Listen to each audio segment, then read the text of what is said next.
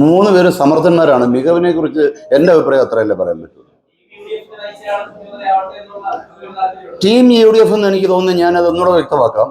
Team U D F എന്ന പ്രഖ്യാപനം കേരള രാഷ്ട്രീയത്തിൽ ആദ്യമായിട്ടാണ് കേൾക്കുന്നത്. ആ ടീം യു ഡി എഫ് എന്ന് പറഞ്ഞൊരു കൂട്ടായ്മ ഡെവലപ്പ് ചെയ്തു. ആ കൂട്ടായ്മയുടെ അജണ്ടയാണ് ജനങ്ങളുടെ മുമ്പിൽ പ്രസന്റ് ചെയ്തത്. അത് വളരെ ക്ലാരിറ്റി ഉണ്ട് എന്ന് ജനങ്ങൾക്ക് തോന്നി.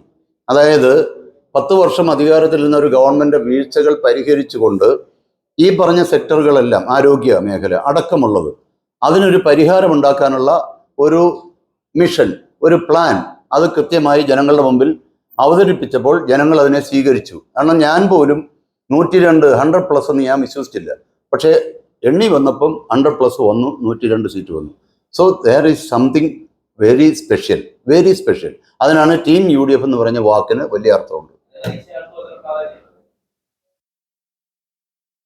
ശരിയപ്പോ, ഓക്കെ.